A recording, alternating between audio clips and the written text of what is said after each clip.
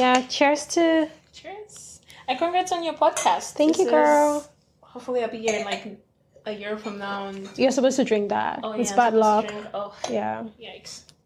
No, we have to do it again now because now you...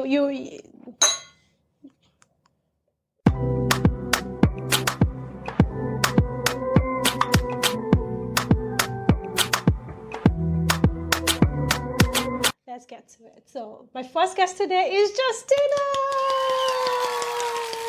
Thank you. So, do you want to introduce yourself to everybody? Hi, everyone. Welcome to Going Through the Madness. Going Through the Madness, GTM. Yeah. Mm-hmm. My name is Justina Ikwu, also known as JT. The JT of Toronto. I'm sure there's a JT of Toronto somewhere. Okay. Somewhere out there. But yeah, I think you're gonna get to know me a bit more during this session. So I'm gonna spill a little tea. Maybe later. I'm gonna spill a little bit more about myself later. Okay. So I'm just gonna pass it over to Abby. So get going. I have a few questions for you, but yeah, so like how did we meet again? Do you remember how we met? Yeah, we met through a mutual friend. Yeah. You were prepping for an interview. Yeah. A case interview. Yeah, because I was trying, at that time of my life, I thought, maybe I'm going to be a consultant in one of these consulting firms. And then I had an interview lined up, and I was introduced to Justina to help me prep. Yeah. Which was really nice. Yeah, case prepping is always intimidating. So when I can support, I always lean in. So that's how we met, and now we're friends. Yeah, and now, I mean, she can't get rid of me, so. I cannot. She's fantastic. Okay, good. I thought you were going to say so. I was like, No, she's great. She's okay, great. good. So, you know, there's a question that I'm always very curious about, and it's, I always want to know what you wanted to be when you grew up. Like, I like to ask everybody, when you were a kid, what did you feel like, oh, this is what I want to be when I grow up? I wanted to be a doctor. Okay. A cardiovascular surgeon. Damn. Yeah. That's a lot. Yeah, I mean, it's just one of those aspirations you have because, I mean, aside the fact you grew up in a Nigerian household. I was going to ask, actually. I was like, did your parents say, oh, Justina, you're going to be a doctor? Is that you're a doctor, lawyer, or what's the last one? Doctor, accountant. Lawyer? I don't even... Engineer. Accounting was like second level. That is true. Doctor, engineer, or... A lawyer. Yeah. Mm-hmm. I think it's a bit of both. I had siblings who were already in that space, and my dad always had this rhetoric that I would take care of him when he gets older, and I said I was just going to be a doctor, and then I watched a lot of Grey's Anatomy, and I got inspired by Christina Yang. So I just really leaned into that narrative of becoming a surgeon. So that was my earliest memory of a career. Okay, so funny story is I don't really like hospital shows. Really? And I'm not sure why. I just have never gotten into them. I think the only one that I watched was Dexter, and it may have been peer pressure. I enjoyed it. Is Dexter a hospital? Wasn't that about the shit? It's not. There's another one. No, it's not. Sorry. See, I like serial killer stuff. Sorry. But like, it's not Dexter. There's another one. It was a doctor, but it was a crazy doctor. But it was like, I think it was so smart. House. Oh God, yes, House. House was the only one I watched. And I think, guys, it was just because at school everybody talked like you just don't want to be left out in high school. Like in Nigeria, you don't want to be. I think here too, everywhere. You don't want to be left out when people are talking about shows. Like and I was like... talking about a hockey game at work and you don't really watch hockey. It's like... Yeah. No, I couldn't be left out as a teenager, so I watched House. Yeah. But I've never really gotten into like hospital shows. I mean, it's a little bit of drama. It's a little bit morbid. I don't like the smell of hospitals. It's all exciting. Yeah. Really. Yeah. So wait, that was my first career choice. Okay, second one. My second career choice? I think I wanted to be a physiotherapist. Yeah. So still in that line. Still in healthcare. Still in healthcare. I was I was a science student for the longest time. And I think in my third year of uni, I went to go into pathophysiology, so where you're studying the origination of diseases and trying to figure out creative, I guess, pathways to come up with treatments for them. So you have to understand how something works to figure out how you can work around it. Yeah. You know the funny thing, I'm learning a lot today because I have never heard that before in my life. Honestly, I was so Pathio what? pathophysiology. Okay. I was really keen on doing that because I remember messaging one of my professors like, oh my god, like I'm so into whatever he was teaching me at that point in time. Oh. But I tend to be keen and excited about new topics anyways. Oh, so why did you move all the way from healthcare to finance? Because now Justina is she's not in healthcare, she's in finance. She's a Let me reintroduce this girl. For like what, 2-3 years? Was it 3 years? Like how long have I been in finance? No. The question is, so she used to be the president of the Canadian Association of Urban Finance Professionals in Canada, which is a big deal. And so I don't know how she went from healthcare all the way. She ran to business. What motivated you to just like pivot that way? Great question. I would say I pivoted into banking and finance after I graduated from undergrad as a survival mechanism. Okay. For being honest, and I'm sure some international students can relate, where you're figuring out how to get a work permit, how to become a permanent resident, how to become a citizen, and you're looking for the path of least resistance. So that's how I ended up in banking. And I've been here since 2017 now. I've worked in various capacity operationally, so as an analyst, across fraud, risk, account operations, and now I'm working in business and strategy in the #1 bank in Canada. Okay, girl. Boss babe. I see you. I see you. But so I wanted to talk a little bit about how you were able to put yourself out there to become the president of CAUFP? CAUFP? CAUFP? Yeah. CAUFP. It is a mouthful. So, like, I just wanted to tell us, what did you do? What steps did you make to put yourself out there to, to get them to trust you? Because you were pretty young you were like in your mid-20s, right? I was like in my late 20s. So my first exposure to the organization, which started 28 years ago now, was when I was getting my MBA in 2020. This association had an event with a consulting firm. Okay. And I was curious to learn about the firm, so I attended the event. And I was like, oh, this is nice. This is an association that is focused on elevating Black professionals in financial services, but once in a while they would collaborate on social impact events with other industries, so like consulting, sometimes tech. Yeah. But the main focus is still financial services. So that was my first encounter, and I just thought to myself, like, I wish I knew about this when I was in my undergrad, right? Maybe it would have helped me accelerate my growth or be more focused on what I wanted to do and maybe move out of that sense of like survival, like that mindset of survival, and just saying, like, okay, I just need to do what I need to do to get to the next stage. And then towards the end of my MBA, one of my strategy professors hinted that a lot of us will become VPs in the first 3 years, which is true. Well, that's very true, actually. Very true. Reality. It's a harsh reality. Reality kicks in as you go older. Yeah. And he recommended applying yourself in various ways in your community, giving back, being part of a nonprofit, volunteering, and taking all those skills you're learning and bringing it back to the organization to elevate your profile. And I took that very seriously because I respected his recommendation.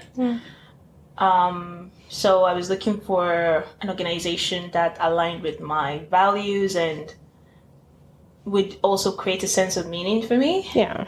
And I was like, honestly, I already know about this organization. I attended one of the events. I'm just going to go volunteer there. So at that point in time, they were doing call outs for roles in their operational board, so not advisory board. So Okay. basically, you're trying to hire or recruit people, volunteers who can help run the day-to-day of the nonprofit.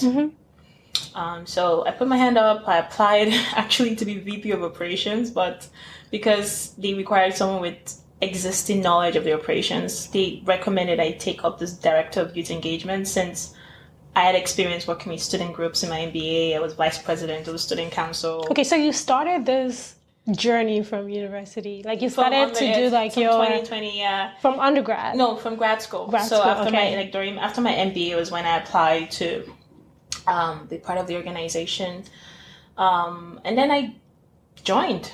And the first time, I'm someone who, when I say I'm going to do something, I do it all the way. I don't care if I'm getting paid. I love solving a good problem.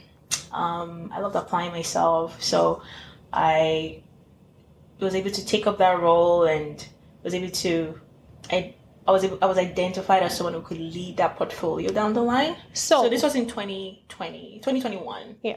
So I'm going to interrupt you a little bit. Yeah. So you said that, I'm going to pick on what you said about how you were identified as someone who could lead. So did you have a mentor or somebody did somebody call you at some point and say, hey, Justina, these are some of the things that I'm seeing in you and I would like you to apply yourself? Did you get mentors along the way that helped you, or did you see that in yourself, or was it a little bit of both? That's a great question. I've always seen myself as someone I still see myself as someone who's highly capable in learning and applying. And leading people along. So to answer your question, the president at the time, I think towards the end of his tenure, recommended that I stay on board and become the vice president of that portfolio I was leading. Oh, that's really good. Because I was basically doing the work of the vice president. And then I took up that portfolio in 2022 under different leadership. And I was able to create structure and more meaning towards the work we were doing within that group. And there was also, I think during that year, there was an opportunity for me to step in and save the day, you want to call it that, due to, I guess, due to leadership constraints. I think that's the best way to put it.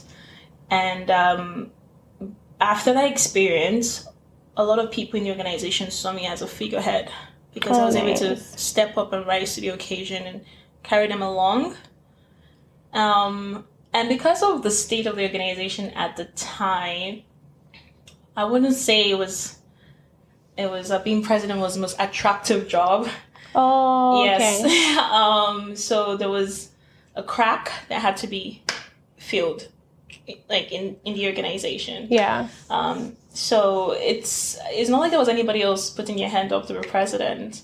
But it was just kind of felt like it was something I was supposed to do. Yeah. So you saw the opportunity and you took it. And you saw the need for it. I saw the need for it. I saw that I can really come in here and take this organization from here to here. And you know what? To be honest, the only reason why I never really would go for CAUFP events in the past. Like, CAUFP is a great organization. Like, CAUFP, check us out.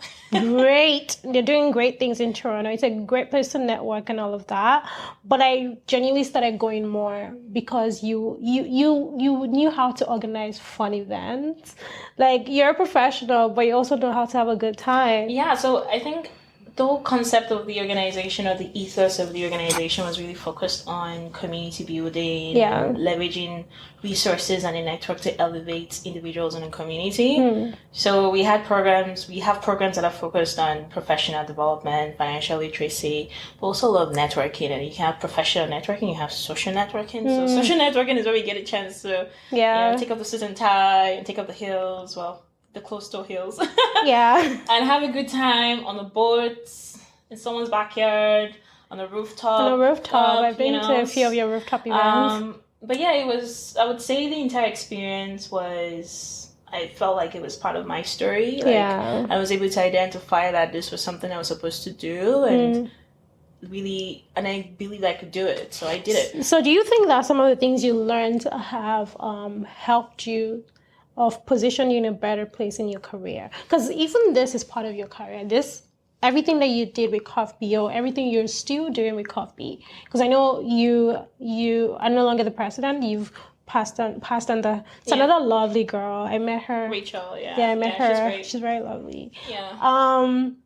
So do you think that the whole experience has elevated or put your career in a different light for you, whether it's in like at work and things like that, or do you think it's something that you believe would in the long run? I think it's okay. First of all, I think it's always very clear to state that I didn't take up this role because I was trying to, like, it wasn't a means to an end to build my profile and build my career. I just thought I could really make a difference. Yeah. And that's the mindset I instilled into the people that I worked with, into my team. Yeah. It's all volunteer work, and it can't be like we're not getting paid to do the work. Yeah. But you still have to do the work like you were getting paid to do the work. And you know what? And that's such an important thing to say, because I feel like a lot of, like, sometimes you see people who will start these things or who would step into like a not-for-profit role, and it's all, I mean, there's always going to be, I would not deny that there's always going to be a selfish portion to it,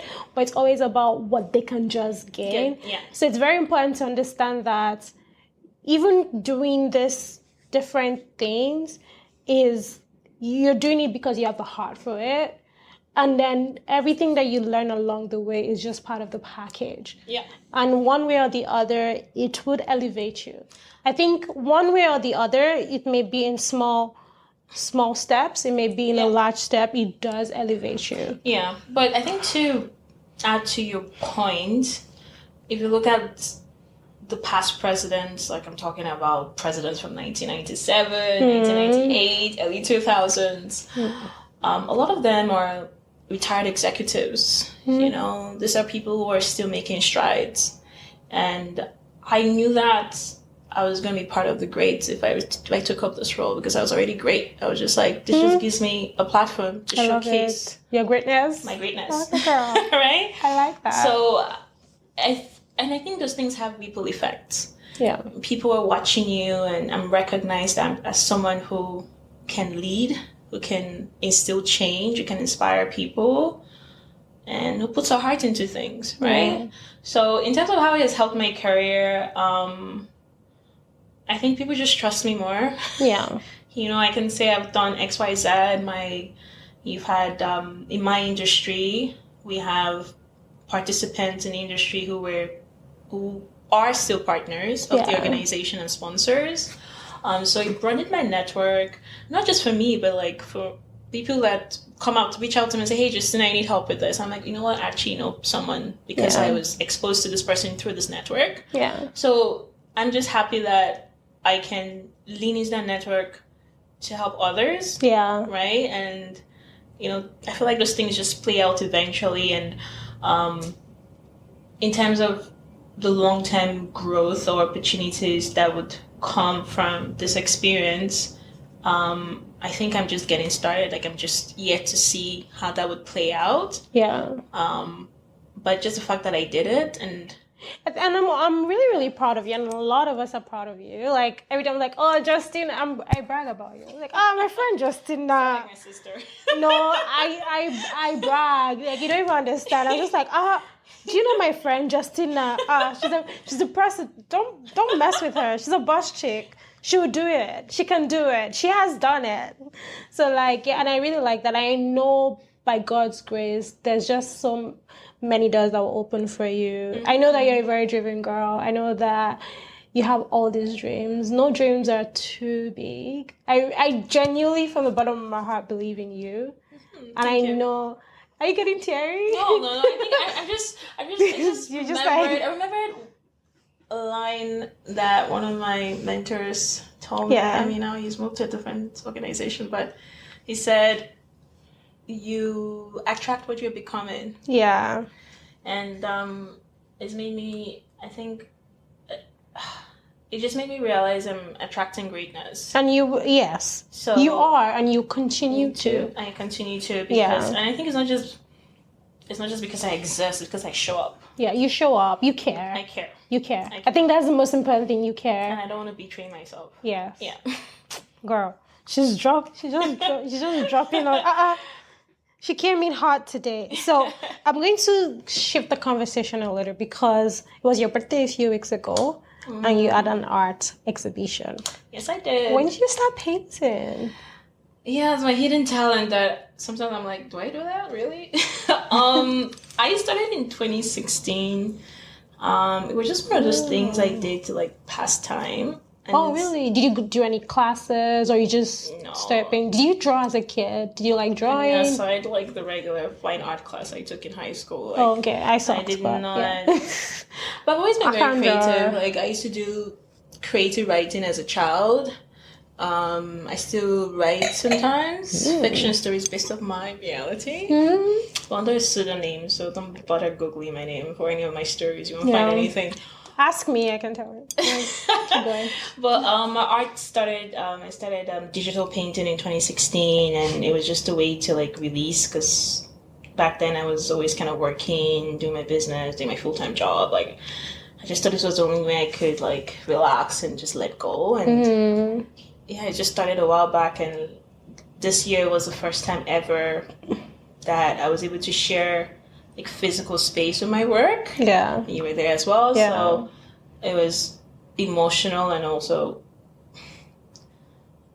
it was hard to describe. Like it was undescribable, like that feeling of like, did I actually do this? You did. Yeah, like not just even the fact that I had the exhibition, is the fact that I created. You created the art. Yeah. I remember the green painting. That's the one that... The green glow, yeah. Which one? Is it the big one or the small one? The big one. The big one, yeah. That's a showstopper right Yeah, there. like every time. That's when I think of when I remember that night, that's what I remember the most. Yeah, it's definitely one for the memory books. Yeah. Do we expect to see more?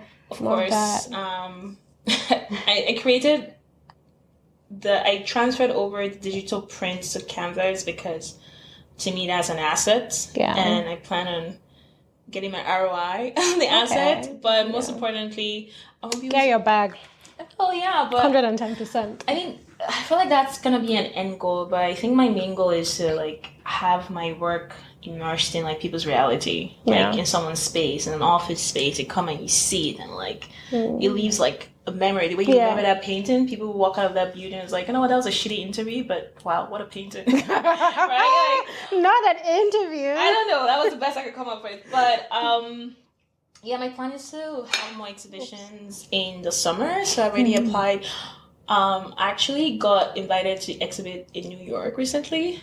Girl, I know. It's kind of like what, but I just couldn't do it because of time and logistic reasons and like shipping over the paintings. I was just like, maybe this is just the right time to do that. But I was very honored to be selected, considering I'm an emerging artist.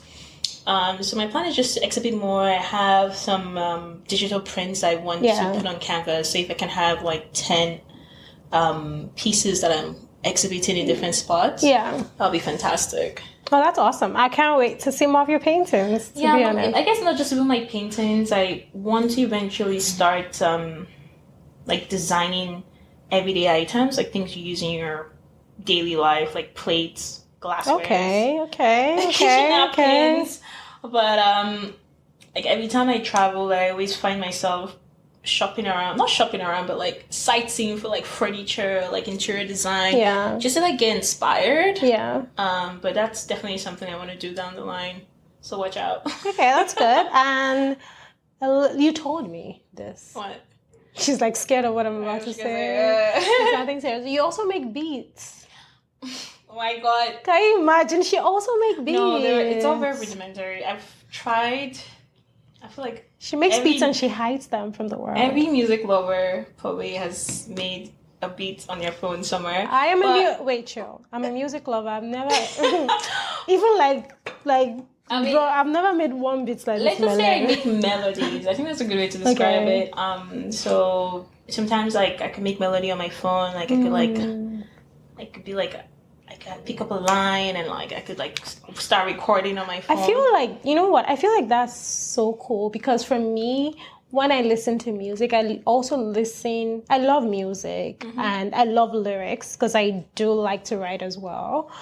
But I also listen to the background. I listen to the instruments in the background and it adds a lot for me But every time I've tried to, like, I'll write a lovely, like, there's some things I've written, I'm like, oh my God, this could be a song. But ask me how I can't make it. I really don't. I feel like I'm just, I wish I had that talent to just, I wish I had the talent to like write my songs end to end. I just come up with a line and then like I hum it and like record it. Or maybe we should work together because I can write a whole song. It's so funny that I bring this up because recently I was trying to declutter my phone and I was just going through all the audios I recorded. Oh. I was like, oh, this is actually good. Oh, okay, I can listen to that. Huh. Yeah. But yeah, it's like I said, I'm a creative like in my heart, and I think that's why I've decided to stay in the strategy space and transformation space because. You know, when you're working in business and you're working in the financial service industry, a lot of strictures you work within, and the creativity is within bounds. I think it's a good way to describe it. It is in the business world. It is. But I think to win in the business world, you have to be creative, right? You have to be able to find those great areas. So I'm glad that I found a profession that taps into my creative. The skills that come natural to me. Yeah. Okay. Now you need a little bit of drink for the next set of questions. So please go ahead. So we live in Toronto, and dating in this city. How is it going? Dating in Toronto is a madhouse. I feel like dating everywhere is a madhouse. I feel like I don't know. I feel I don't. Actually, dating in Toronto is interesting, to say the least. And I think one of the things I really like about you, Justina, is first of all, she knows how to move on. Oh, yeah. But when she meets a man, this babe is like genuinely like, no, I have a real connection with this guy. Yeah. I think this is the one. But once he messes up, she knows how to like, she's like, I'm done. I'm not doing this anymore. Not once she, like, it's not like she doesn't give people grace, she does. But when she's sure that, okay, this person is not about their business with her, she just moves on. Which is something, I really respect that the next time she meets the next person, she still has that heart and she's like, oh my God, this is going to work. Or this, there's a good potential that this would work.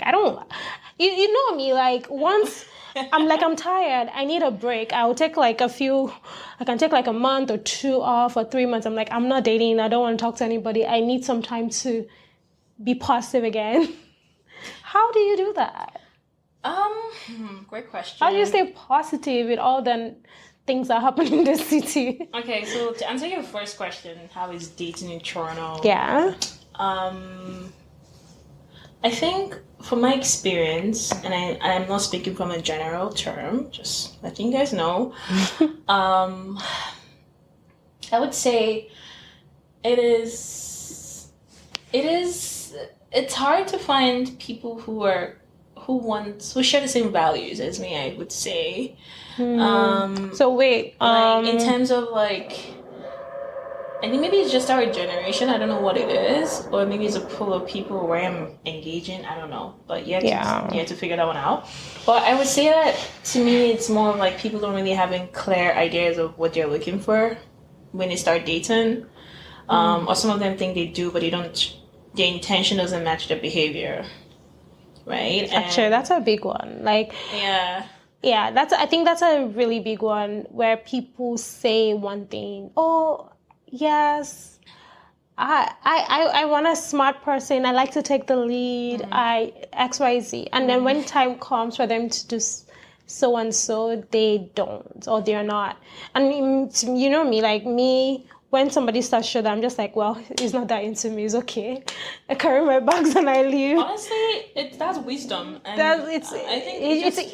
Is it wisdom or is it just me not wanting to get embarrassed? It's not wanting to get embarrassed is wisdom, in my opinion. I think the second, just to build on that point and to answer your second question, is how do I stay open with every new connection? Yeah.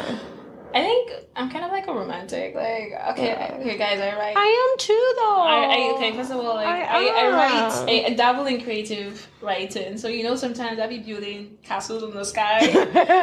But luckily, I'm also a strategist, and I would like to I have good intuition. Yeah, I've learned to just listen to my first thought. And usually your first listen to your guts, right? Your guts, and Megan Thee Stallion said, should have listened to my first mind. You know, and you know, it's so true. Like there's so many times I didn't and I regretted it. But I think someone like me, I know what I'm looking for. I know who I am. I know who I want to be, who I'm becoming. Yes. And then you're sure of yourself. I'm very assertive. I've always had that vision. My dad always tells me I'm someone who knows my destination. So when I engage with... Sorry, that's very rich coming from you, like from a father, right? Like I like that he said that to you. I always just, I know where I'm heading, and that's why I make choices to get me there. Yeah. So when I encounter people, scenarios that don't feel like it's aligned to my purpose or the path that God is creating for me, you're just like, pfft. This is not like, no hard feelings. But like, how do you stay positive for the next guy that comes? Because like you have such a light heart. Like it's like, oh yeah. Yeah, I mean like it's sometimes so cute. Because like I'm like, why? I think you shouldn't be closed up to the idea of what things could be. Fair. But you should also be open to the idea of it might not be what you expect it to be and leave. True. Right? I think it's a dichotomy of thought. You have to be able to balance both perspective where I'm happy, I'm excited about a potential new opportunity. If the opportunity goes bust, too bad, too sad, I'm going to move on, something else will fall on my lap. And so it always falls on my lap. It does. Always. I don't have a scarcity mindset. I know I can always get what I want if I need it. Amen. But But yeah, like I think I just try to stay open, because at the end of the day, you want to give people room to be themselves. Yeah. Right? Yes. I don't want a scenario where it didn't work out because I wasn't open, I give them space to get to know me. I want to say I did my best. Yes. And in the process of doing my best and existing and bringing my best self forward, I was able to identify that this is not the best situation for me. Mm-hmm. Or the other person was able to identify that maybe I'm not the best person for them. Like, you know, it's not just me. It goes both ways. It goes both ways, 110%. Right? So, I think that's why I just approach things that way. I get excited about, like, if I meet someone that I like and, you know, I think we share the same values, and, you know, I'm gonna address it with excitement and positivity. Yes. And also realism, to make sure that I'm not living in a delusional land. Yeah. But yeah, like, just try to, honestly, gives me peace of mind. I don't want to be stressing about something that hasn't happened yet. Or when you say that there's no potential, there's just like a bag. You just kind of, just like... But I mean, it is exhausting sometimes to go through the rigmarole of meeting someone new and then figuring out if this is it. I think for me, one of the things that stresses me out the most with dating is I get exhausted. Like, genuinely, mentally, physically, I get exhausted. So you meet a new man, it takes you a while, whatever. You go on dates, I'm getting to know you, I'm getting excited. And then 2-3 months after, you're just like, this is not going to work. I find it really exhausting, because I'm like, so that's me again wishing or thinking, this could mean something. And it's not like I'm sitting there. I'm not like, I move on. Like, same with you. Like, I know how to it's not working. I'm done. I've moved on. Yeah. But I think it's the process for me. It's the process of doing that all over again that stresses me out. Like, I just get so drained. It's like being in a wash cycle. It's like, it's ever gonna end. Yes, and aside from that, it's also like every time I try again, like I'm trying again, is exhausting. I'm bringing a new person into my space, and I think that probably plays a part, because I'm quite introverted, even though people that I met in Toronto, everybody I've met post 2018, it's hard for them to believe this, but I'm quite introverted. So, like, I think it's also that I'm struggling with, like, I'm bringing you into my space, and then in that 2-3 months mark is where you're like, that's for me, like, that's where people start to open up. Eventually, you start to open up, right? You open up, and then I'm like, oh my God, I'm letting a person into my space. You're getting to know about me even on a deeper level, and I have to do that again, and it doesn't work. I don't want all these random men knowing all about my There's that too. So I think that's the process of that is what stresses me out. I think there's also the need to be strategic on who you let in and when you let in and how you let them in. I feel like I am. You are? Yeah, I get it. But I think... It's like an interview. Like, think about it. Fair. How many interviews you go through My before sister. before you got your job? You know, I can't tell you how many. Exactly. So, but when you're in the interview process, sorry, I'll go back to the interview thing. You know, like I think there was a year, like every year, but there was a time I was doing after my master's. I did so many interviews. Yeah. And multiple rounds, and I think I wrote it down one day. It's like maybe like 12. At least 12 companies. And this is like 1, 2, 3 interviews. I'm just like, my God, just give me leave me alone. Like, give me an offer that makes sense. Give me something that works. That makes sense. Because you can get an offer and it's just like, I don't want that, right? Exactly. But yeah, but anyways. you keep on interviewing until you find... I don't have a choice. Exactly. And sometimes you take a break and sometimes you keep on so... That's fair. I think that's how I see dating. It's like, how do I detach? Because I'm like, it could be the next guy. That's gonna give me my offer. And that was the mentality I had with work, like with companies, like even from university days. My mindset had always been somebody's going to... I don't need to work for 10 people at a time. Somebody's going to say yes. I don't feel that... I think with emotions is different because with work, it's... I don't know. I guess... I feel like I try my best to bring myself to work. Yeah. And I think I'm as authentic as I can be. But to be honest, and if we're... guys, if you're being honest, I don't think it's smart if you don't own the company or you're not one of the co-owners or whatever to bring your 100% every day to work. You can't... It would not work. In my opinion, it would not work. Like, you can bring your A game, you can bring your authentic self, but I'm not going to be... I don't want work people to know that when I go out, I want to get down and dance the way I want to dance. Like, I don't want work people to know certain things about me. Do you get what I mean? Yeah, I get what you mean. So, but like with dating, I think maybe that's it, because for me, I like that very deep connection. Who doesn't? Like, oh my God, we're locked in. But I want you to know you don't have to know, but like eventually I would like my man to know, like, you know, I want you to see everything, know what it is, and I want to know and see what it is. Yeah. Do you get what I mean? I get what you're saying, and just trying to extrapolate on your points and triangulate to the idea of it being an interview. It is... I think you have to be cautious and tactical about what you're sharing when you meet someone. Of course. But you need to, like I said, you always need to know that you can always walk away if it's not working for you. 100%. And I think that sometimes people try so hard to make things work when it's not working. Mm-hmm. Like trying to fit a square into a circle. Like it might fit for like the first 5 minutes and then it pops out. You know, like. And I don't know how many times it needs to pop up for you to realize you need to pop out.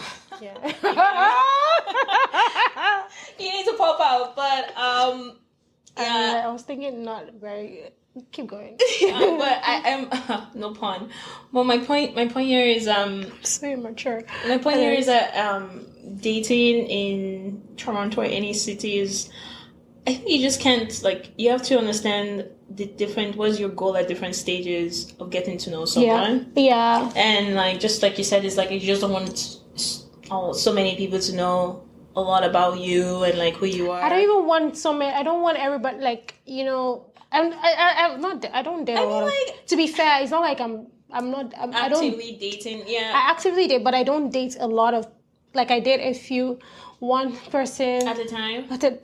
I can talk to multiple people. Yeah. Like, I'm not... But exclusively dating is just like... exclusively, that's different. But if I'm talking to someone, you're not my man. Yeah. I can claim you, you can't claim me. Yeah, basically. So yeah, so in that case, I'm talking to other people. Yeah. However, there'll be one person that I'm really, really entertaining. There's usually one. There's always one person in your heart. It's true. There's if it's more than one, maybe two. I don't think my mind, it's not even mind, it's just also time. Like, you're a very busy woman, I'm a very busy woman. I just don't have the time, genuinely speaking, to entertain. I don't have the time, I don't have the energy to. Mm-hmm. So I feel like So now I'm not even talking about you're talking or texting different people or different people are texting you. I think it's like when, you focus on that one person and he's getting to know you, you're getting to know him. Obviously, people don't earn the right to know certain things about you until after a certain time. Maybe like certain things that I would not reveal until you feel more comfortable. Or we become an item, right? But I think it's like in my head, like you too, I'm a dreamer. But in my own head, I've imagined, okay, we're going to get to X, X. And then when we get to that point, we're going to know X, we're going to know Y. And when we get to that, I've started to I'm seeing progress. And all of a sudden, all of that crashes and all of that. So, and that's painful. But also because I'm no longer growth. I'm no longer a girl that stays where I don't think it works. Like, I'm no longer that person. Once I see that, once a man is doing left, right, I'm out. Like, I no longer wait. And I don't fight. I just kind of it's okay, it's good. I carry myself out of this. But you get what I mean? I get what you mean. I think, the final thought I would put forward on this question would be, you have to date to explore yourself and know what you want and what you don't want. I think you have to present yourself in a way that feels comfortable to you. What I choose to share in 3 months might be different from what you feel comfortable sharing. Fair. And you have to know that you're putting yourself out there. And what if we don't want to anymore? If you don't, then you move on. I just want to know. Justina. I think it takes a lot of confidence and boldness to live in your truth, even when you're not sure if things are not going to work out. But that's true. And that's just how I do it. That's why I leave, because I'm every time I meet someone, I know this is how I'm going to consistently show up because that's just who I am. Yeah. And it's not, regardless of how things play out, I'm still going to be this person. 110%. And yes, that's true. But that's it. But let's go back to daydreaming. In my ideal world, I'll just be in my house. Somebody will just knock and just teleport to your couch. I'll see him in a dream. Okay, this is go. Let me tell you the ideal situation. All of you, stay with me. I hope I haven't lost anybody. So, I'll sleep at night and I'll have this dream, very clear dream, very, very clear. I'll see this man. I'll see the way everything will play out. And the next day, I'll just step out. And the first person I see is this man. And he comes up to me. And then, we just start talking, casually, just talking. Go on, please. And that's it. And then and then we go on dates. And that's it. Literally, I've seen him. I will just open my door one day and he's just there. It's special delivery from God. God said you might need a lover. Okay. Yeah. Let me ask you one more question. One more question. What else do you have on your list? So, girl, what's your ideal man? What's your ideal man like? My ideal man. So, if I had a machine that I can calibrate to create my perfect man, what would that person look like? And what would the characteristics of the person? Okay, let me try. We can do two things. You can tell us what the person could look like, and then you can also tell us traits you're looking for. I think when it comes to physical form, I'm not too peculiar about that. I think I'm serious. I'm quite open. I'm more is love blind? Not entirely, because if you're an asshole, I'm not interested. Okay, no, but physically, the physical whatever doesn't really matter to you. Yeah, like I said, I'm looking for a deep bond. I think if I'm attracted to you, I'm saying I'm not really I wouldn't say I have a type physically per se. Oh, I didn't know that. Because okay. I'm looking back on my resume, my dating resume. Yeah, I can see I'm someone who's adaptable and flexible. I love that word. Yeah. Bring back the corporate lingo. I try, attaining those milestones in a relationship are also important. But in terms of, I think I really focus on traits and characteristics and behavior. Like what? I think I need somebody who's honest with themselves and can reflect. I think it's so important because sometimes it's so hard, the ego gets in the way. Yeah. Right? I need someone who has history of taking accountability for their lives. I need someone who has a history of development, like growth. With or without me, you're fantastic. Yeah. I need someone who believes in God. Very important. And is connected to God and is has a reverence for God. I think if you fear God, chances are you'll be making crazy decisions that would disrupt your life. Yeah. Yeah. I need someone who has a good relationship with your family. That's a big thing. Relationship with your family and your friends. I think someone who's also not a pushover. I don't like someone who's a pushover. I'm not a pushover. Yeah, like, I don't like that either. Nobody puts baby in a corner. I want someone who's also like that. Yeah, I don't want to be fighting. I don't want to always be the ones with the big mouth. Yeah. I need a good balance. I think I need like someone who has a flair of creativity. Like just. I feel like you would be spontaneous and like interested. Like okay, surprise me and we can like share hobbies and creative hobbies and like design things together. Oh, love that. Okay, I see you. Love it. Like let's go. Like what else ideally? Like my ideal man. They just have like ambition and like a vision for themselves. Yeah, I think that's a big one. Someone who's comfortable feeling your emotions and expressing your emotions. So emotionally intelligent man and that is not scared to be expressive. Exactly, not scared to be expressive, not scared to, learn how to do things just because I like them, and vice versa. Obviously, I'm gonna try to. It might not be my thing, but it could be my thing because it's your thing. You know what I'm saying? I like that. And I'm not gonna grumble about it. I'm just gonna You're gonna learn. I'm gonna learn. I'm gonna have a good time learning. Yeah. Because it's your thing. Because you're seeing them happy, and you're just like, okay. And it's something we can share together. You're like, oh my god, he's happy about this. So. Hey, I might try it, I might not like it, I'll be like, I don't know if this is for me, but I will try. Yeah. You're not gonna shut you down. No, and I think someone who can just sustain themselves. Okay. With or like. What does that mean? Like, I don't know, like sustain. What do you mean sustain yourself? Like. Are you the air that we breathe? No, that's only God, babes. I think more of if you look at sustenance, it could be physically, so making sure you're in good shape. Okay, that's your important. Lifestyle, your habits. Yeah. What you eat.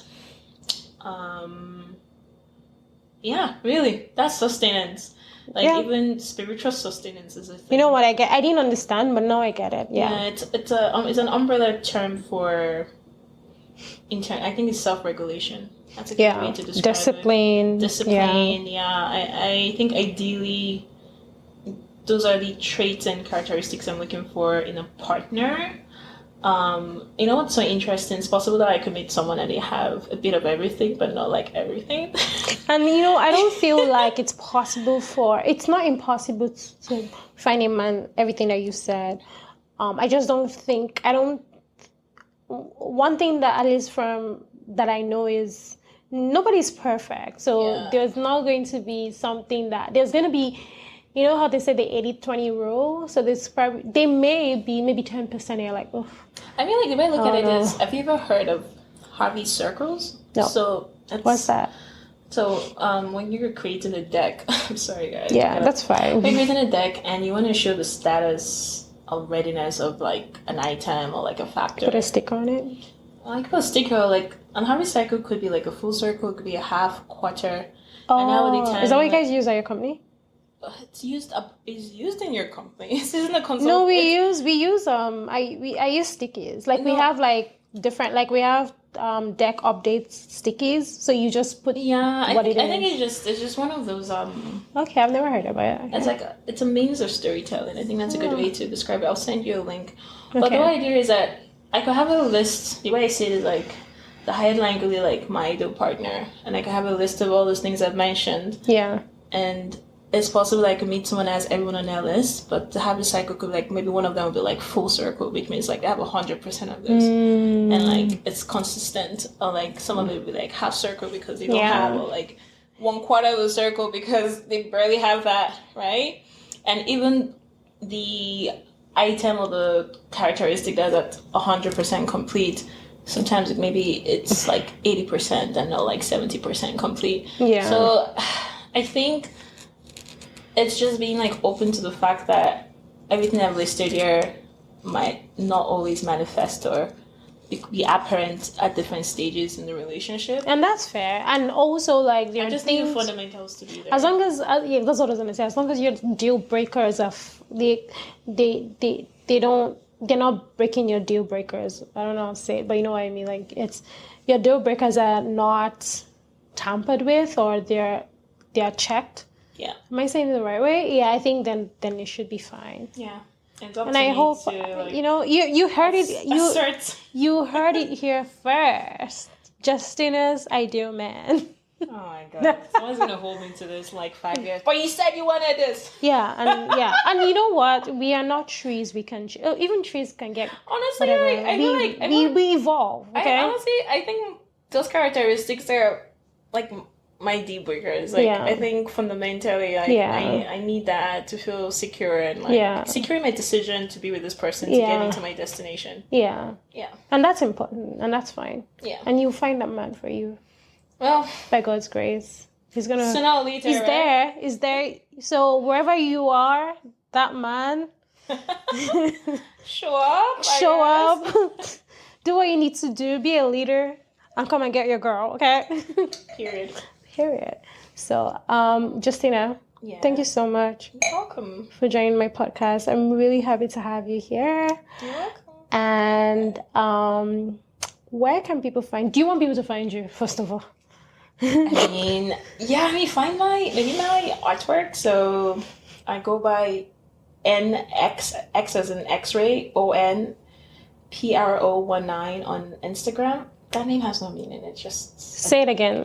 It's NXONPRO19. Mm-hmm. To look at some of my creative pieces and shop around if you want to, or like refer to a friend if you want. You can find me on Instagram. It's Justina Ikwu because I am my brand. Yeah. And if you want to connect with me on LinkedIn to have a coffee chat, sure, you can connect with me. I always love meeting new people and adding people to my professional network. But yeah, that's it for now. Yeah, thank you so much. It was really nice to have you here. I think we had a great conversation. Yeah, we did. Yeah, cheers. And congrats on your podcast. Thank you, girl. Hopefully I'll be here in like a year from now. And you're supposed to drink that. Oh, it's bad luck. Oh, yeah. Yikes. No, we have to do it again now because now you